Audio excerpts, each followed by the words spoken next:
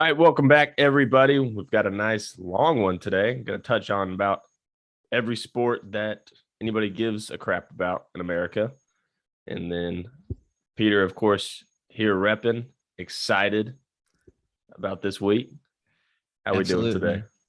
Oh, I'm feeling great, man. I was excited to get back on the podcast, talk a little bit about the Rangers. So you know I had to put on my Ranger jersey, powder blue. Still waiting for that Seager jersey to come in, but it's coming in soon. Was it? It's already been ordered. Yeah. Well, let's just stick to the MLB real quick. So yeah, obviously the big news. Peter just said it. Corey Seager, Marcus Semien, the $500 million duo up the middle for the Rangers. Um, John Gray, Cole Calhoun. Is that it? That it so far? So far, yeah, those are the four signings we have. Those are all Only official as spent well. $560 million. Yeah, only 561. And the crazy thing is they're still wanting to spend more. Yeah. They want to have the payroll up to about 150 million for this year alone, and which leaves them with a little more money to go. They kind of came into the offseason, so they wanted to fill $100 million in their payroll for this coming season. And so there's still room about $25 more million they can work with, which is totally enough for another big free agent signing. Yeah. You got any guys that you would prefer them go after? Yeah, I think it's pretty obvious we need starting pitching. Clayton Kershaw's from the DFW, the Dallas Fort Worth area. He's been in talks with the Rangers. I would love Clayton Kershaw. If we didn't get Clayton Kershaw, which is okay, I went Suzuki from Japan, the outfielder, great player. The Rangers have always been known to get Japan players from overseas with Yu Darvish. Then last year they got Kohei Arihara from over in Japan, so they're known to spend money in Japan. And this is a great signing. He's a great player. We need an outfielder. So either one of those signings, I think those are probably one of those guys is going to be the last signing for the Rangers of the offseason. Yeah. I mean, the whole AL West, honestly, has been looks like it's gearing up for a run to take down the Astros, who might be losing Carlos Correa. But with the signing of Seager and the Tigers signing Javi Baez, I mean, does that make you more or less confident that Correa is going to come back to the Astros? Um, I mean, it makes me a little more confident, but I still don't think it's likely. Mm-hmm. I think that the Tigers and the Rangers were definitely two of like the top five destinations that everyone really thought he was going to go to. Mm-hmm. And they're most likely out of it, definitely out of it for him. But there's still other teams that, are still in the race. Obviously, you have the Yankees who really want a shortstop. I know they wanted Seager, didn't get Seager. So they could definitely be looking at Correa. The Dodgers as well, losing Seager. They're those two teams are always willing to spend money. We'll see, with the whole Correa cheating scandal if they want to go that way. But also, I look at the Cubs. I know they just signed Marcus Stroman last night. Mm-hmm. I would not be surprised if they continue to spend as well. But and the Red Sox, I think Yeah. all have better chances than the Astros re-signing Correa. Cubs are an interesting one to me. I'm going to get this stat wrong, but I think it's been since 2016 that they've signed a position player in free agency. Kind of an insane. Well, they have, but the biggest signing it was Yan Gomes this year, which was 2 year, $13 million. Yeah. That was the biggest position player signing since 2016. Yeah. Yeah, Cubs are an interesting team to me. Young team, kind of what they did. Their rebuild the first time, signing a guy like John Lester and then filling out the rest of the roster. But I also saw the Braves interested in Correa, which is a scary idea as well. Um, I don't know how they would go about it. The Red Sox, of course, Bogarts and Correa would not be a fun duo to go against. But, yeah, the whole AL West, Robbie Ray obviously signing with Seattle. You have Noah Syndergaard coming over to the Angels. Um, Speaking of Robbie Ray and the Blue Jays, they made a decision to let Ray go and keep Kevin Gausman. Gausman's obviously been really good for the Giants the last 2 years and probably has one of the best pitches in the MLB right now with the sinker. But I mean, Do you think they made the right choice, Gosman over Robbie Ray? Ah, man, they're really similar pitchers. I don't think you really can go wrong with either, but basing off their contract was practically identical. Mhm. Um, I would choose Robbie Ray over Gossman, but I mean, it's really a small difference to me. So I would say they made the wrong decision, but I don't think it's a decision that's really going to affect them Mhm. very seriously. You know what I mean? Yeah, and then I mean, obviously the big news as well is Max Scherzer coming over to the New York Mets. Kind of a weird one because I remember the deadline last year. His big thing was that he wanted to go to the West Coast. So Mm-hmm. kind of weird. He only spends half a season there and then right back in the East Coast. Um, yeah, Jacob DeGrom and Max Scherzer. I mean, this is, already I think could be considered one of the best pitching duos of all time. I Yeah, mean, I mean, I'm trying to absolutely. think of some other ones. You have Greg Maddux and Smoltz or Mm-hmm. Glavine on Randy Johnson, Kurt Schilling. I don't see any reason why these two guys can't be in that type of duo as well. Yeah, absolutely. They definitely should be in the discussion. We're going to see it firsthand, hopefully coming, next year. But this is a nightmare for all National League teams if the Mets get into the playoffs next year. I Mhm. mean, that's absolutely terrifying to have to face them 1-2. Um, a great deal by the Mets. I know that it's the richest per year contract in MLB history. And I think it went to a person who's well deserved for that. Someone who, yes, he's 37 years old, but he's shown no sign of regression. He's been absolutely incredible from the start to last year of his career. Last year, he was incredible. He was a top 5 pitcher at the age of 37, and he has no injury track track record. He does not get injured, and so there's no reason why he doesn't deserve the $43 million a year. Um, and I think the Mets did a really good job. Yeah. Another team though that I really liked what they've been doing this offseason. Not a lot of big splashy moves, but I like what the Marlins have been doing a little bit. Avisail Garcia trading for Joey Wendell, re-signing Sandy Alcantara, trading for Jacob Stallings. I think it's been a relatively good offseason for the Marlins, who aren't a huge market per se. Um, I think it's been I'm just saying, just to keep an eye out on the Marlins a little bit next Yeah, year. They got a lot of pitching, a lot of starting pitching absolutely. They're over there. starting pitching. I think we all know, they're incredible, all young, and getting Sandy Alcantara for the deal they got, 5 year, 56 million is incredible. Mhm. That is like a major steal. He's a ace style pitcher. You're getting him for $11 million a year. Yeah. I mean, that is a team friendly contract. Yeah, and they've made some pretty good deals. Garcia, I don't know if he deserved as much money, but then again, I mean, it's still only 10 million, $11 million a year. Great Mhm. deal. Jacob Stallings just won a gold glove at catcher. Absolute great guy behind the plate. They lost Jorge Alfaro. So I think that is an upgrade at the catcher position. And Joey Window, he's been, he's a great bat for the Rays. Yeah, so I definitely think this team's going to be a lot better than they were last year. And I think these were great moves as well.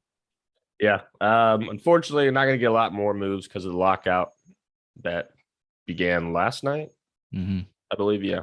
Um, but ended off, Chris Taylor ended up coming back to the Dodgers. So really the big names we're waiting for are Correa, Story, Chris Bryant, and then Kershaw, I think would be the big four right now.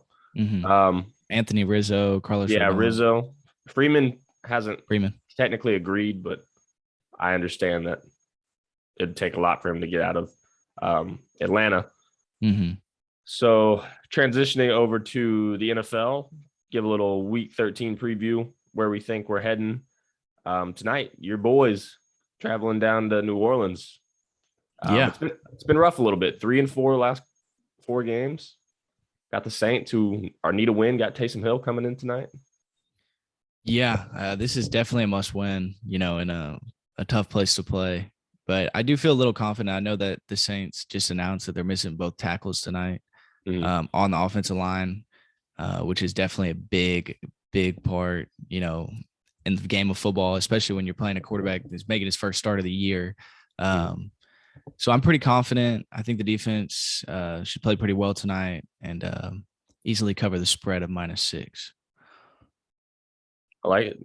I think the best 12 o'clock game, which I'm really excited to watch, is this Los Angeles Chargers traveling up to Cincinnati this weekend.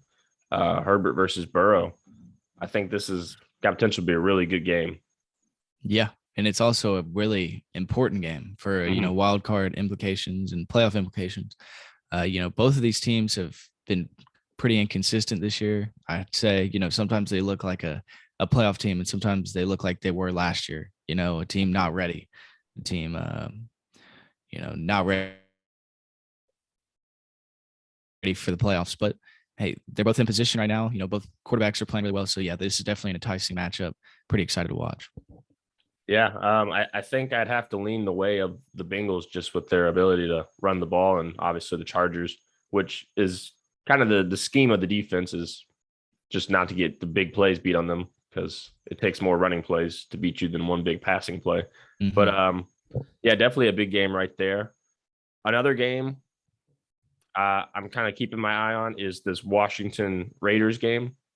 Me and you did the Washington Seattle game, and obviously Washington won, so keeping their playoff hopes alive. The Raiders, though, in the toughest division in football right now, so they need every win they can get.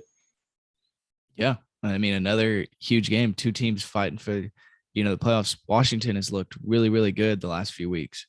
I mean, Heineke's been great.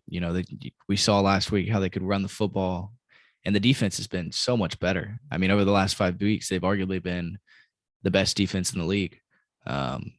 So this is definitely really, really important. And, the Raiders were also struggling the last few weeks, and then they had a big win against the Cowboys. Something like that really can boost you going on. Yeah, they're going to need to get at least 9, probably 10 wins to even think about the playoffs. So, a game like this against Washington is definitely a must win for the Raiders. I'd be lying though if I said any other game was bigger though than the Patriots at Buffalo Monday night. Because, we've talked, the Patriots' longest win streak in the NFL right now. And we've talked about them being Super Bowl contenders, but I think this is the game where they can really kind of cement themselves in that position and potentially even take over first in the conference this weekend. But how do we feel going into this game? Yeah, this is, you kind of nailed it. It's definitely the biggest game of the week. I think these are the two best teams in the AFC. Definitely the most complete teams. I think we've kind of seen that over the last few weeks. But yeah, this is a big game. The Patriots have been absolutely incredible. I mean, they have been tearing teams up left and right. Really good teams as well. I mean, beating some of the best teams in the AFC. And so I look, this is more of like a really big statement win for Belichick. He really needs for Mac Jones as well. And I think whoever wins this game will ultimately probably get the number 1 seed in the AFC and probably win the division.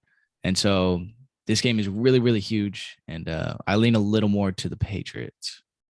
Yeah. Yeah,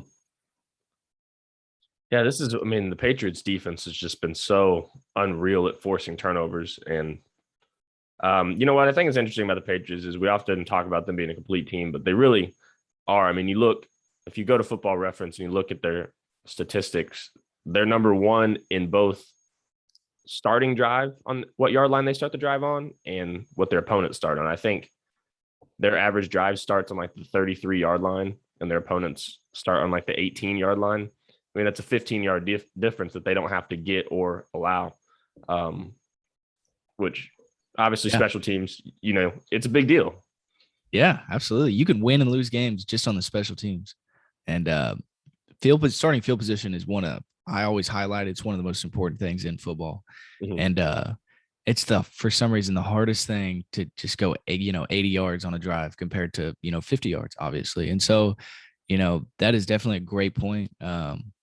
And that is kind of what we mentioned. I mean, complete football. I mean, they have it on all 3, phases of the game. Top 10 units in all 3. So that's basically why they've been so good over the past few weeks. And I think we all kind of saw it at the beginning of the year. They started 2-4, but the losses were just so, you know, They were so good losses to heartbreaking. say. Yeah, they were good losses. Barely losing to Tom Brady, had a chance at the end, field goal just misses, Then the Cowboys game, they're up, and then the crazy ending to that game, they somehow end up losing that game, with the Trevon Diggs pick six. And so they were so close in these games, as well as the first game of the year against the Dolphins, losing by 1 point. Mhm. I mean, it was like you could just see this team. You almost felt bad for them, at the beginning of the year, how they were losing these games. And then, that's kind of how the NFL works. They ended up finding ways to win, and now they have the longest winning streak in the league. So then a couple other games just to highlight. Baltimore at Pittsburgh is always a good rivalry game. Pittsburgh, I think they're almost in must-win territory too here because, they still have quite a few division games to play and not a great showing last week, to say the least, against Cincinnati.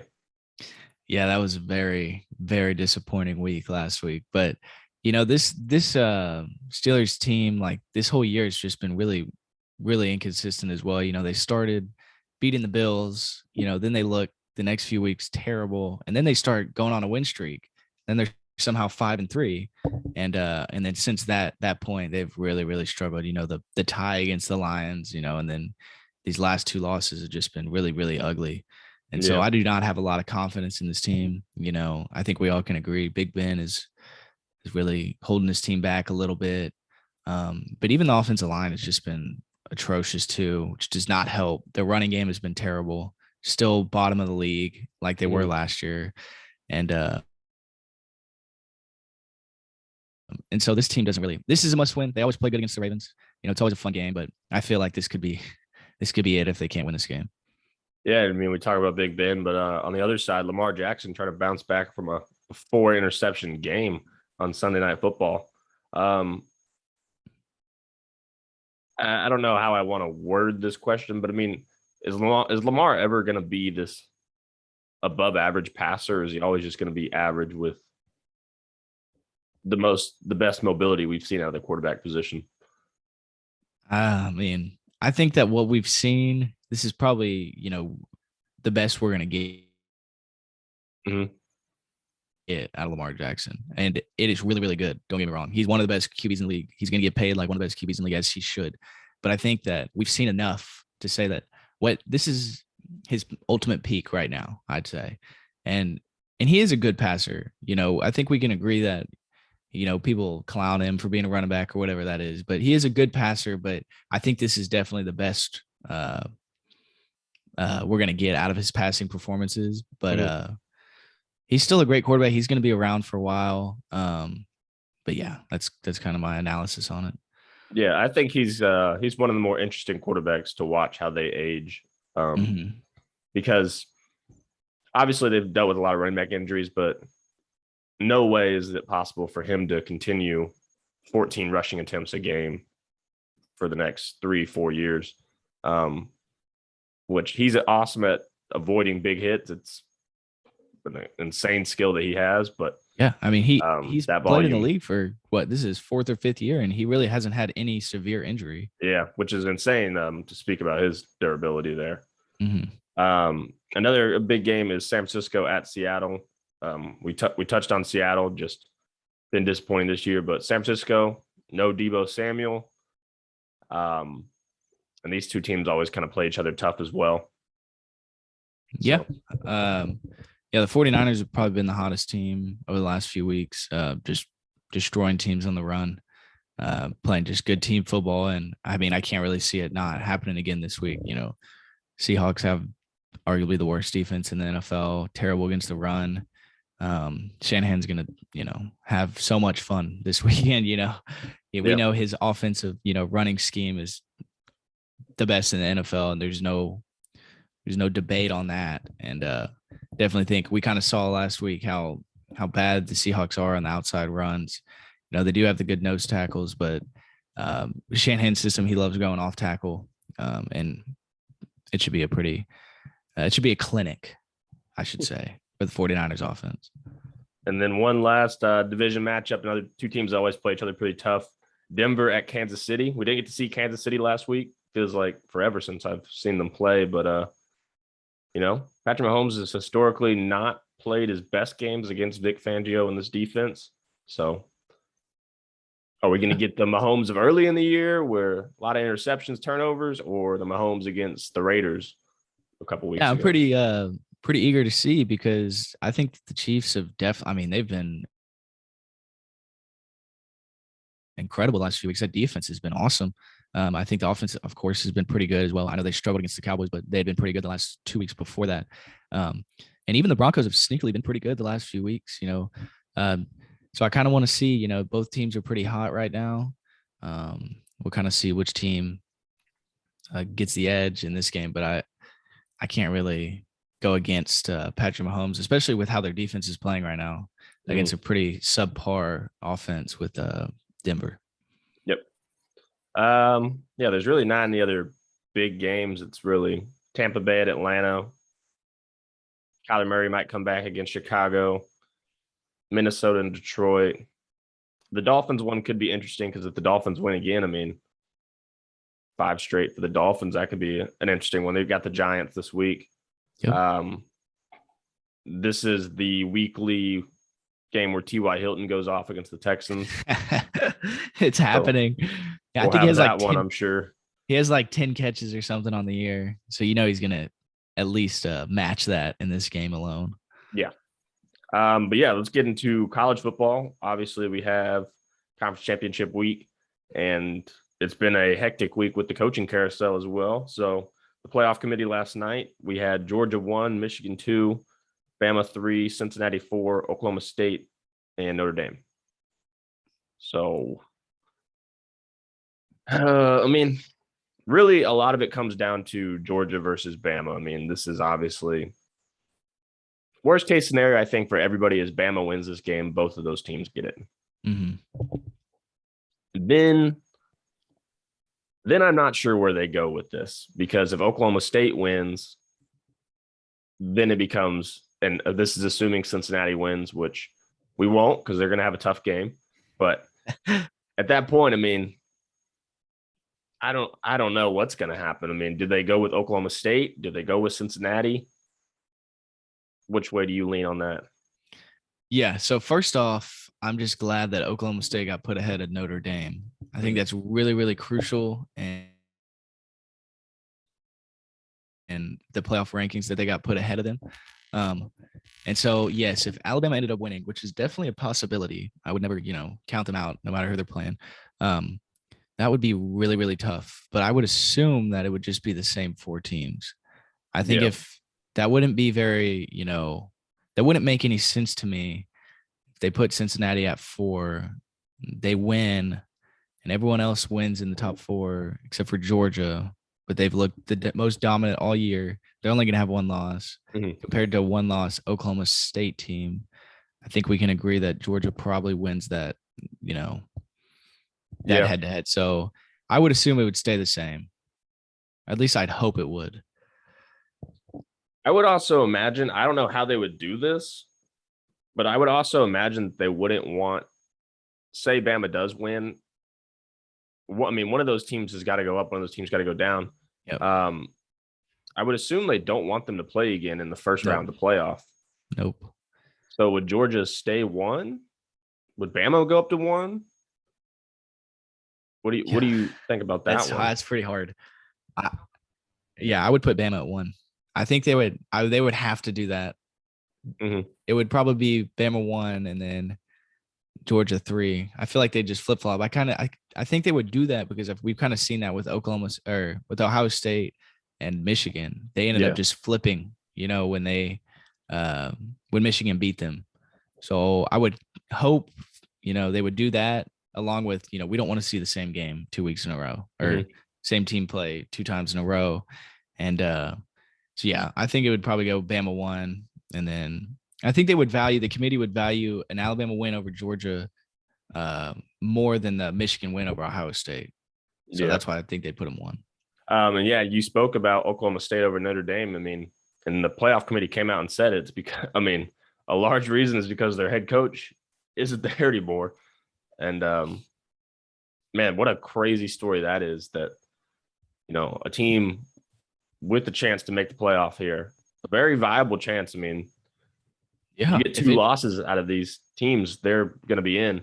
which is Um, very like it could happen oh because yeah, most they're definitely. two of them are playing each other, and so one of them is going to have to lose. And if it's Yeah, Alabama, they're out. And then yeah, I mean, the other two teams are playing tough teams, so it's possible. yeah. But I mean, Brian Kelly to LSU. This is obviously a big deal. I think it's pretty good because Brian Kelly. I mean, at Notre Dame, you have higher academic standards. It's harder to recruit there. Going to LSU, I think it's a good hire. Obviously, it's not what they were aiming for. I believe Jimbo was their guy that they were trying to go after. I don't know where Kelly ranked on that list, but I still think Brian Kelly's a good hire. I mean, he's done really good things at Notre Dame, did good things at Cincinnati. So, how do you feel about the Kelly hire as an A&M fan as well? Yeah, I mean it's gonna be fine. I mean, he's a good coach. He's been really successful. It just doesn't make sense to me why he'd leave. I mean, Mhm. I don't know if LSU was like, you got to choose now, or we're pulling the offer. I just I don't know. It leaves a bad taste in my mouth that he left right now when he could. I mean, what if they get into the playoff? Yeah, Like what does he get a ring? I know I saw that yeah. somewhere. But Um, I saw the text that he sent his team whenever they found out. Did you see that? uh Yeah, they had like a group me, and I guess he was flying back from Baton Rouge or whatever. He was like, "Man, I'm sorry that you found out on social media, but we'll meet at 7 a.m. I love all y'all." And then apparently he had like an 8-minute meeting with them, and then left for LSU. wow, that's brutal. Yeah, But with the recruiting though, I mean, right now, if all their commits committed to them right now, Notre Dame would have a better class than LSU.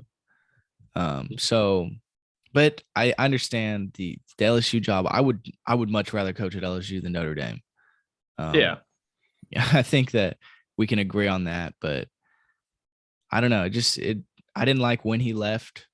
I understand why he left, but I didn't like the timing. And I don't know, the details of why he left now. Maybe he had no choice, but it's a good hire for LSU. He's a good coach. I mean, we've kind of highlighted it. He's been successful everywhere he's been. Um, but hopefully he's ready, man. It's hard at LSU. If yeah. you lose a game, they scrutinize you. So And you better got be to ready. win quickly. I think you can see it with Coach O after Yeah. one of the greatest college football teams of all time, just 2 years later, or a year and a half, really.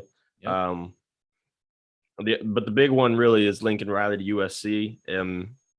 If you don't know the contract details, they're quite hilarious. So, I 110 hope they're million true. dollars, which for a college coach is insane. USC is buying both of his homes in Oklahoma for $500,000 over the asking price. So that's 100 million Gosh. bonus for him. They're also buying him a $6 million home in LA.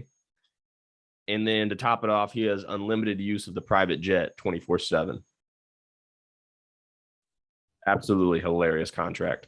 Dude, I I saw that and I didn't know if it was real or fake, but if that is real, that is hilarious. Like I would never And turn that down. and the number 2 quarterback in the 2023 class, Malachi I saw that. Nelson, decommitted from Oklahoma, and then 2 days later committed to USC. Yeah, Oh my god. Oklahoma's going through it. Rattlers transferring. They had a bunch of guys decommit. There's a rumor Caleb Williams might be transferring as well. Oh, That is a tough spot for whoever's going to come in there. yeah. Yeah. Man. Oklahoma will be fine. They Mhm. might have a tough, season, but they're gonna be fine. But yeah, I feel for all Oklahoma fans. Anyone listening from Oklahoma, I'm sorry. Um, but yeah, I mean, awesome for Lincoln Riley. I think that you can call him a snake all you want for him leaving Oklahoma, saying he wasn't gonna leave or whatever. But I mean, this is a life move, man. If you're gonna get all that stuff to go coach, I would coach at a small school if they gave me that. I mean, that is Yeah. like an insane deal. And I think it's pretty cool that he's gonna go try and bring USC back to glory. I think that's always something that's really cool. I think coaches like to do they take pride in that. Like, I want to make USC good again. Kind of like coaches taking on the UT job. None of them have really been successful yet, but that's a job that people want because they can build them back up, and be a legendary coach basically. So I think this is a chance for Lincoln Riley to build on his own legacy, and as well as bringing USC back. Yeah, and you talk about bringing USC back, and I actually got in an argument with somebody because I called USC a bigger brand than Oklahoma, which obviously I don't think right now because Oklahoma's had more success, obviously, in the last couple of years, but I don't think it's even close. If both these teams are playing, like winning their conference championship, competing for the playoff, USC is by far a bigger brand than Oklahoma can be. I mean, it's just LA, Norman, Oklahoma. I mean, that's really all you got to say. They can't compete with that. Yeah. Which USC is definitely a bigger brand. No question about it. And, we talk about the contract and everything, and some people are saying Lincoln Riley's scared to go to the SEC. I think, honestly, like, he just reached a peak at Oklahoma.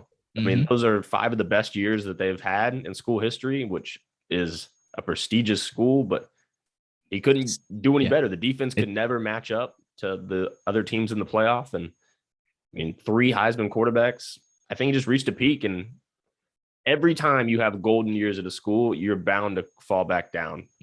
I think he wanted to get ahead of the curve, get out of there before that happened.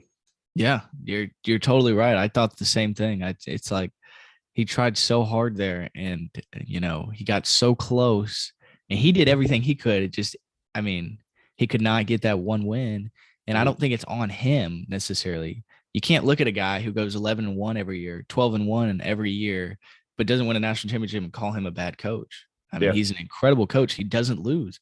He kind of reminds me of like James Harden in Houston. He was always so close. He would always have winning seasons. He was always so close to winning, but he never won. And, people give him such a hard time for it, but he was so successful. And I don't think it's his fault that he didn't win, just kind of like Lincoln Riley. And then he ended up going elsewhere to go try to win there. And so I think Lincoln Riley will forever, feel bad that he couldn't bring a championship to Oklahoma. But I'm pretty excited to see him at USC. Yeah, as am I. And Florida was kind of a surprising one. They went with Billy Napier of Louisiana, who's built a pretty respectable program over there. And this was just kind of a surprising one. It happened pretty quickly, to be honest. But Billy Napier, I mean, anything on that one? No, I think it's we kind of always see this. There's always like that 1 or 2 hires from a group of 5 that has been pretty successful over the years, and then they get that big hiring job in one of the Power 5 conferences.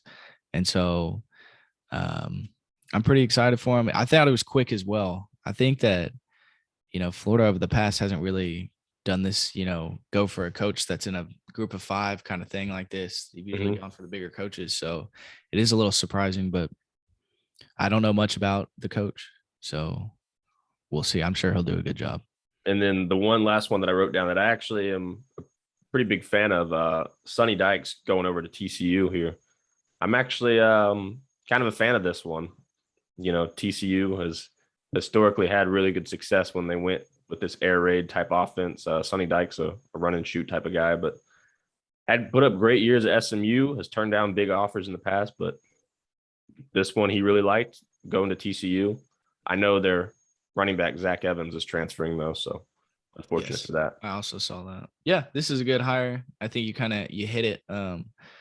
TCU was at its best when they were that, high-powered offense, But TCU used to be really, really good. I mean, it was a few years when they first ended up joining the Big 12, and so that'd definitely be cool if they can get back to where they were. And, this is definitely a start. Dykes has been pretty successful over the last few years, and so something TCU needs. They've been kind of, Patterson was a great coach for them, but the last few years have been a struggle for them, and so I think it was definitely time to move on and start something new here. Yeah, and it looks like Notre Dame's going to go with their defensive coordinator just within the program.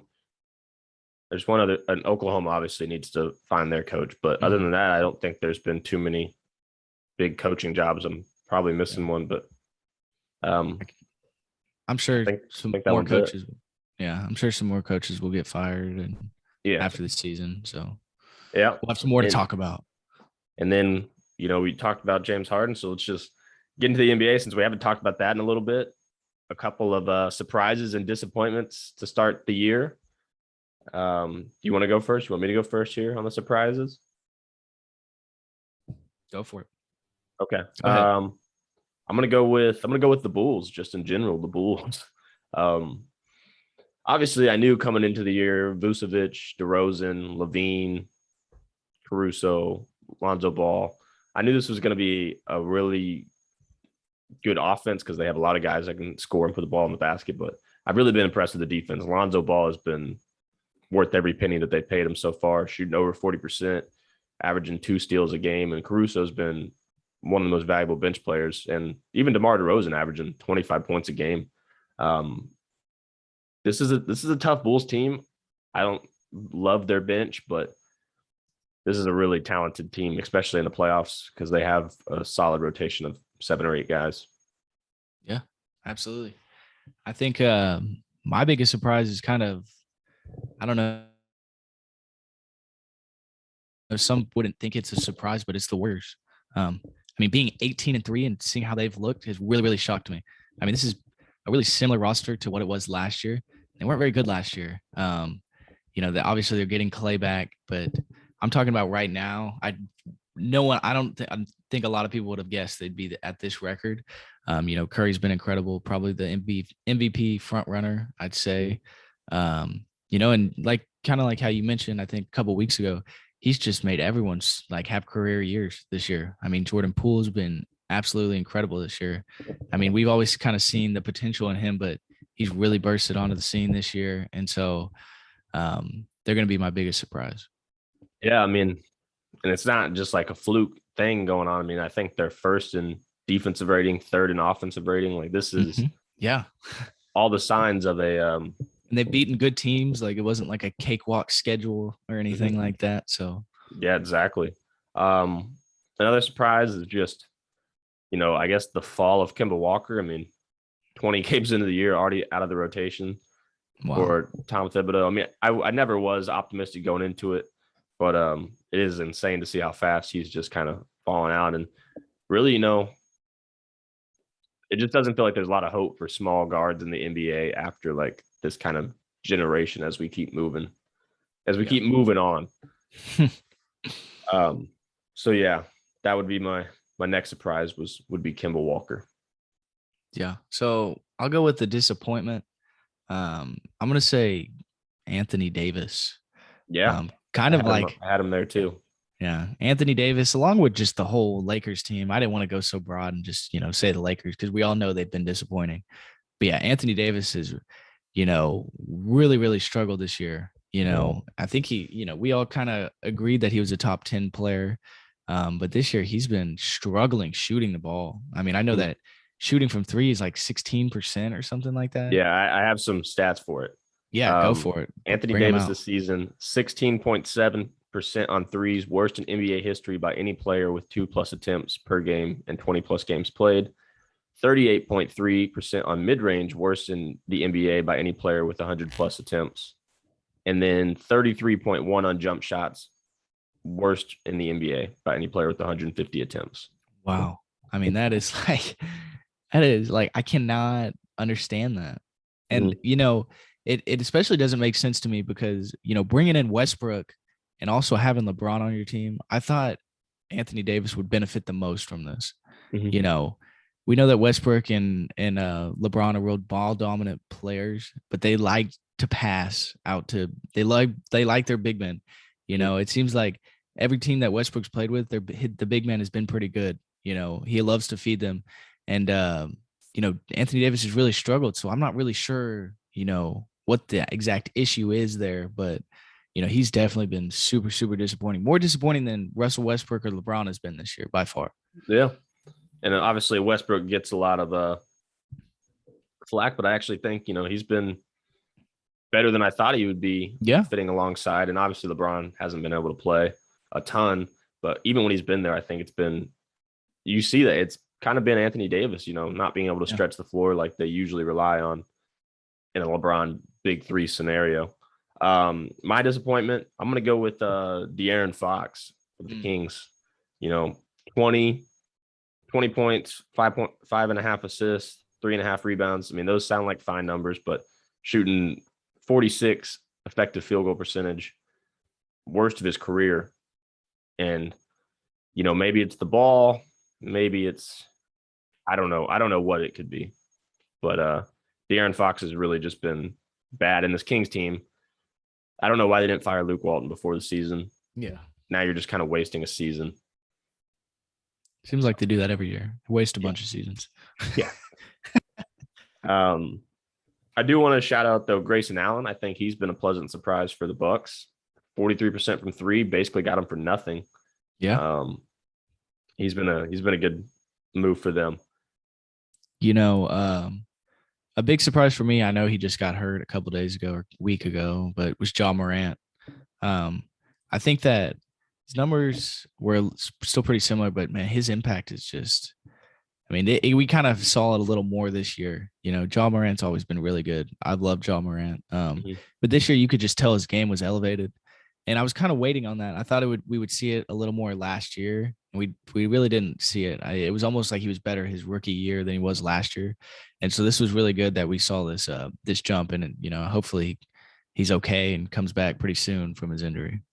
Yeah, he made that injury a lot worse because whenever he tweeted out that it's in God's hands now, and then like before the MRI came out, and it was just a sprained knee, but he scared everybody. But yeah, you speak about his jump, and I think a big reason why is having Jaren Jackson out there has been extremely vital for the floor spacing, the pick and roll game for them, which is something they really didn't have last year because Jackson was battling injuries.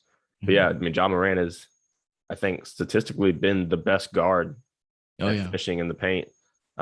Points wise, I don't know about percentage wise, but he's been absolutely relentless in the pick and roll and the 3-point shot too. But that athleticism and him adding a shot, he's always been a good playmaker. So yeah, Ja Morant's definitely been a surprise. Ja Morant's running mate, Zion, and the Pelicans as a whole have just been really disappointing. Still haven't seen Zion, but I really don't know if it's gonna be good and I wrote down like we had a rumor that Zion might potentially want to get out of New Orleans, but I mean, I feel like this year there's almost more validity to his claim just because they've proven that they really just can't build around him. It looks bad. Yeah. What do you think about him? Yeah, they're terrible. Potentially getting out of there. The Pelicans have been terrible. And I don't, I love Brandon Ingram, and I think they have some pretty good players on the team. There's no reason they should be 6-18. I know Zion hasn't played, but I don't know what their future is. They're a very poorly constructed team, kind of what you mentioned. So yeah, I would love for Zion to get out of there. I would also like to see him play. So yeah, still waiting on that. I think I want to see how they do when he comes back. I don't know when he's coming back, but as far as I know, he's been cleared, but he hasn't played. He hasn't.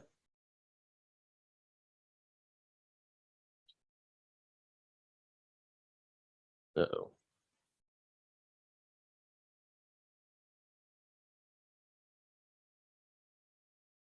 I think I lost you for a second. Say it again. So I don't think Zion's played a game this year, has he? Right? No, he hasn't played this year. Yeah. Okay. So yeah. So as much as he's their best player, and so I get why they're not great, but they should not be this bad without him. And so I do think that kind of helps his case as well to show how valuable he is. Yeah. Looking. I mean, we talked about the Warriors a little bit, but I mean, are they the number one team to you right now, like as title favorites? I know it's only 20 games in the season, but I mean, I wouldn't say they're my title favorite, but I wouldn't be opposed to it. I think the Nets are still the title favorites. Yeah. I think that, Harden has struggled a little bit this year, some may say, but him and KD are, better than any other duo in the league.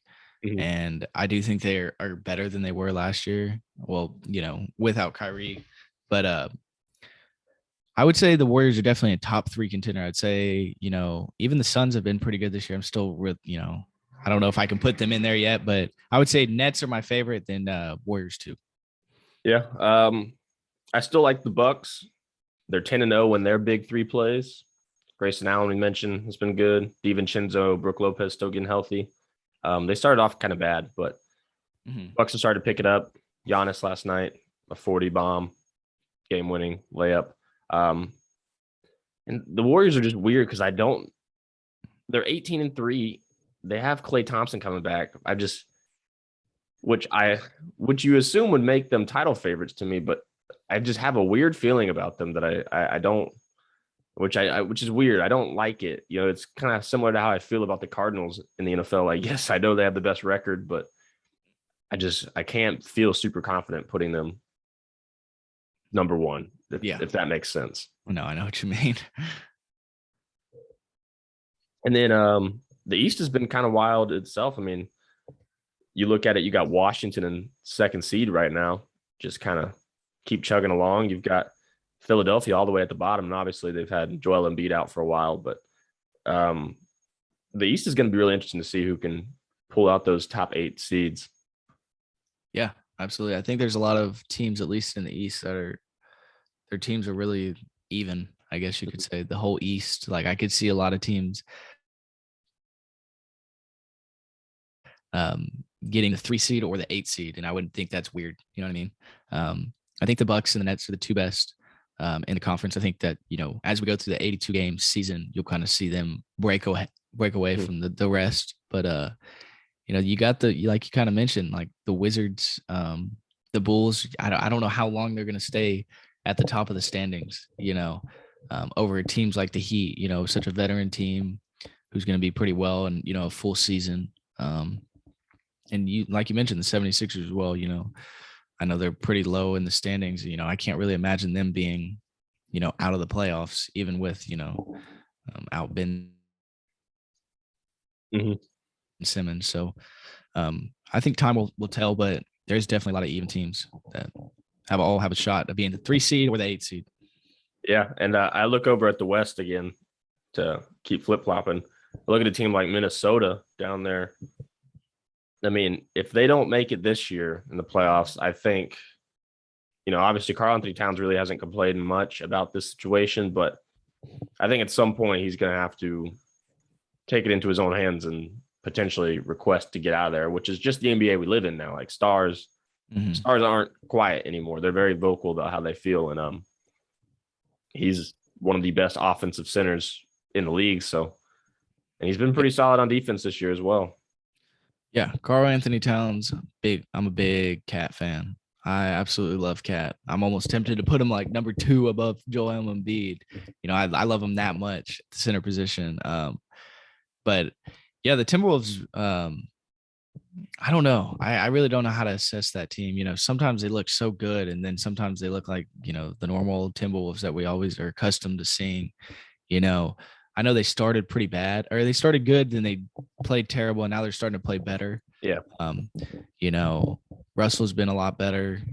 Anthony Edwards has been pretty good. And then obviously Cat. I mean, they got some pretty good players on their team. But yeah, I think you're right. It's almost to that point, We'll see how they finish this year and then reassess that situation about Cat. Yeah. And you brought up Anthony Edwards. This will be the last thing we talk about. Last year, big thing was the Rookie of the Year race, LaMelo versus Anthony Edwards. If you had to pick one guy to start your team with, which one would you pick?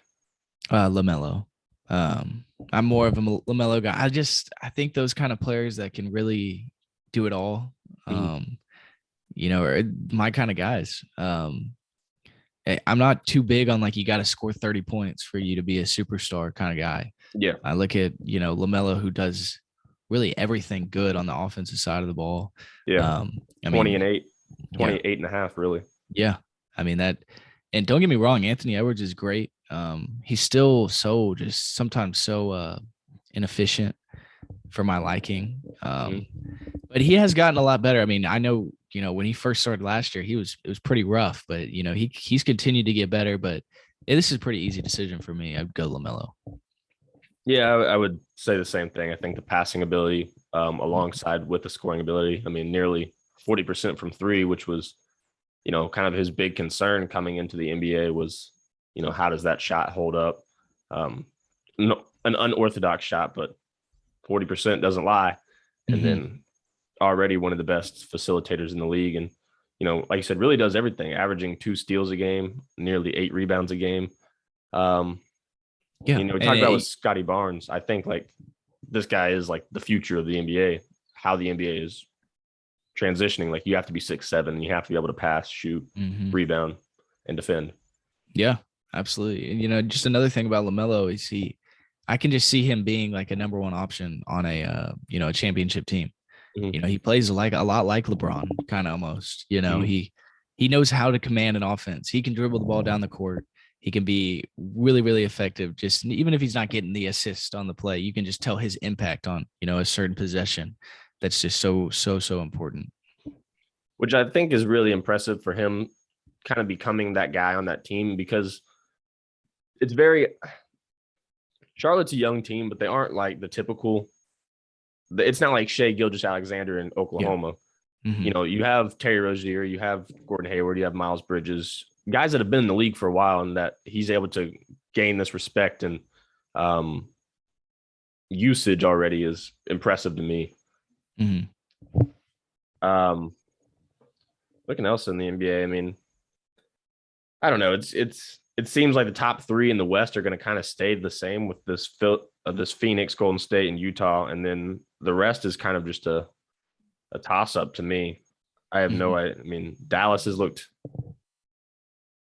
Kristaps has looked okay at times. Yeah, they're kind of struggling right now, but they started pretty good actually. I mean, yeah, like 8-3 or 9-3 at one point. Mm-hmm. Now they're 11-9 or Luka something. missed a little bit of time, but I still don't know about them. I mean, they're just one of those teams that they're gonna be in the playoffs, but we know they're not gonna do anything in the playoffs, kind of thing. Where do you think the Lakers will end up, like seeding wise? I'd say a 4 or 5. 4 or 5. I think you mentioned it. The top 3 teams.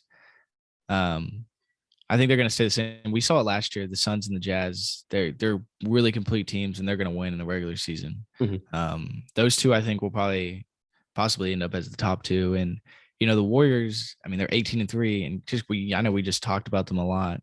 I definitely wouldn't be like surprised if they started playing terrible. Kind of getting back to what kind of were last year, but I assume that already with this commanding lead and in the standings, they'll probably stay in the top 3 as well. So yeah, the 4 or 5 seed, I think as the season goes on, the Lakers are going to figure it out. I mean, usually these teams always do.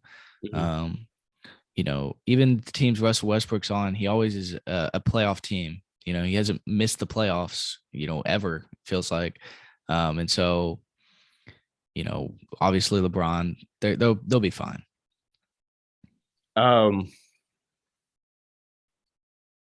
Do you think Memphis is Ja Morant coming back, and do you think they're going to sneak into the playoffs once again, or does a team like Minnesota push them out? Yeah, it's going to be hard because I feel like in the West, we've kind of seen the same teams over the last few years. Like, what do we think about the Blazers? Are they finally like out of the playoffs now? Or are they still going to be like the 7-6 seed kind of thing? Same with the Mavericks. Are the Grizzlies better than those teams? The Nuggets, obviously they have a lot of injuries right now. I assume they're probably better than Memphis too. So I can't really see Memphis being anything higher than the 8 seed max, kind of like they were last year. I think they were the 9 seed. So probably not. No, I think they'll be a fringe play-in team. Yeah. And then the big wild card, the other LA team, talk about the Clippers. I mean, Paul George has had a good start to the year, and then you never know really when Kawhi is coming back. But I mean, definitely, if he does come back a little bit before playoffs, at playoffs, definitely a scary team to see in the first round. Oh yeah.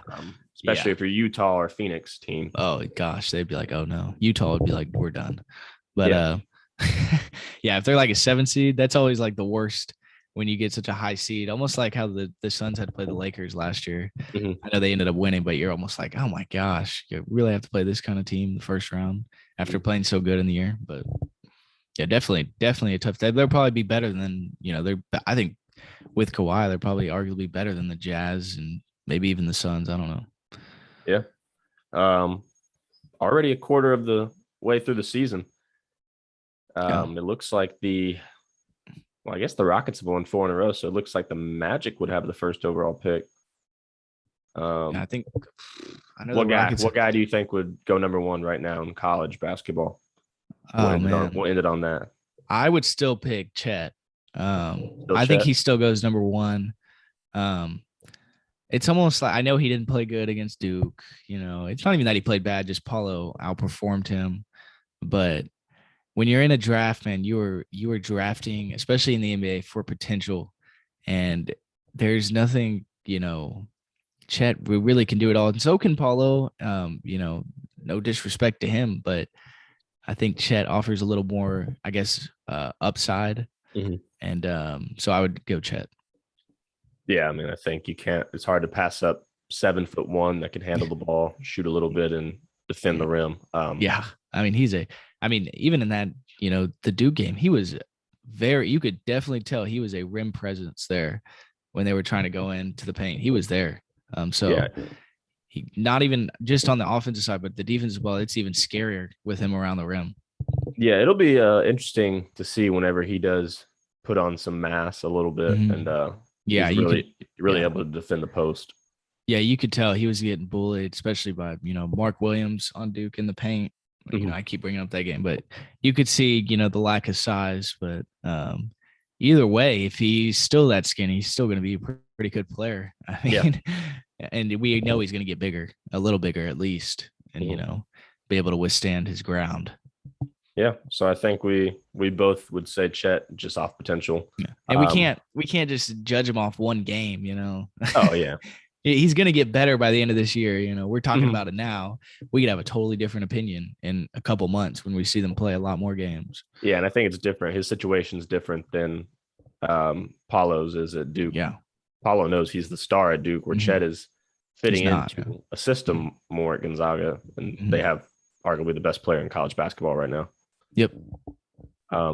Which is a weird stat line. Drew Timme only took 2 shots the other night against Tarleton State, but had like 12 free throws. Wow, that is weird. And they almost lost. So, jeez, what's happening to Gonzaga? So we got through almost every sport that I think everyone cares about in the United States. Except for college basketball, but no one cares right now. Duke lost, so that's exciting. Yeah, Duke lost. The curse of number 1, Purdue to the moon. Yeah, yep, and then U of H to the Mars. Alabama coming up soon. 9 more days. Yeah, I know. I'm excited, man. Next week, baby. All right, give us a send-off, Pete. What? I don't know. Just say bye or something. Go Rangers, baby. Corey Seager and Marcus Simeon to the moon.